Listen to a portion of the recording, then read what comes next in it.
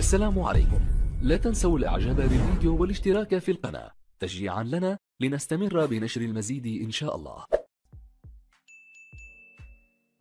رمية جانبية في الجهة اليمنى للهلال ملعوبة إلى كويار لعبها لمصعب الجوير ومصعب في تسديد. الله كرة صعبة كانت، مصعب الجوير أرسلها قوية. مصعب يسجل هدف جديد في الدوري بعد هدف سجل في مواجهة الاتحاد على هذا الملعب. مصعب ما شاء الله لا قوة إلا بالله، قاذفة يصعب الوقوف أمامها. الحربي فشل هذه المرة من أمام مصعب. في المرة الأولى نجح في التصدي لكرة مصعب الجوير، في الثانية كرة مصعب أصعب، كرة مصعب أصعب وتسديدات مصعب أصعب من أي حارس. ومصعب الجوير نجحت في المرة الأولى. عارضة الرائد ليست أقل من عارضة الهلال، أنقذت الكرة للرائد. الكرة ملعوبة عرضية واصلة للقحطاني. القحطاني العريس يسجل الثاني في المباراة وثاني أهدافه في الموسم بعد الهدف اللي سجله في مواجهة أبها. القحطاني هكذا يولد الأبطال. القحطاني في بدايات الأبطال، القحطاني يسجل ثاني أهدافه.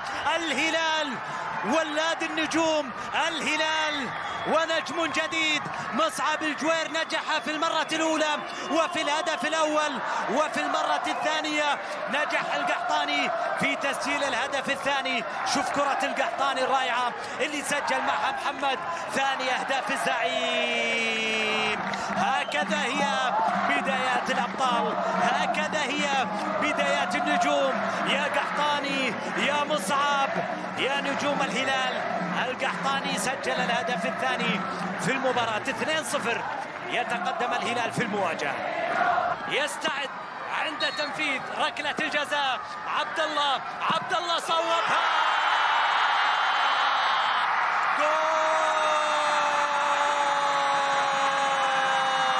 جول الوداع، جول الوداع.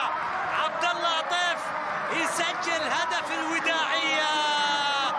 الهدف الثالث جاء من عبد الله عطيف في ليلة الوداع. عبد الله عطيف سجل ثالث أهداف الهلال في مباراة الليلة. وداعية يا آخر ليلة تجمعهم، وداعية أعز الناس يودعهم. شوف الكرة وعبد الله عطيف سجل الهدف الثالث في ليلة الوداع. ركلة الجزاء عبد الله عطيف نجح في تسجيلها ليعلن عن ثلاثية للهلال في مباراة الليلة، يتقدم فيها من أمام الرائد عند الدقيقة رقم 80 وعلى بعد 10 دقائق من نهاية زمن شوط المباراة الثاني. ترجع الكرة للرائد. الرائد ومحاولة ملعوبة بالطرف الأيمن. فوزير حاول يعدي. فوزير بتسديده. أحمد الجبيع التصدي في المرة الأولى. الثانية نجح الرائد وسجل أول أهدافه في المباراة بواسطة راكان الدوسري اللي نجح في تسجيل أول أهداف الرائد في المباراة.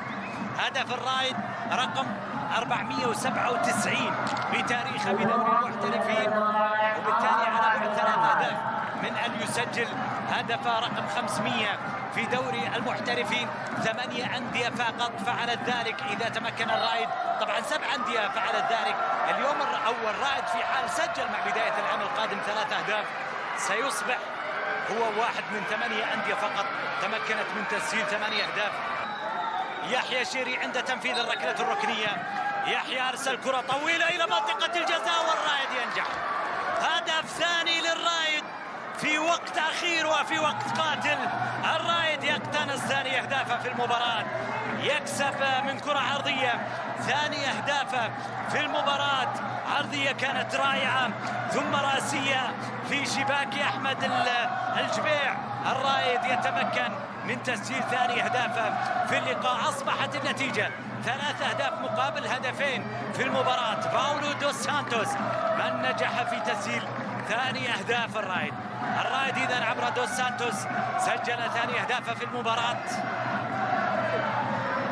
استطاع الرائد أن يقلص الفارق في الوقت الأخير في شوط المباراة الثاني.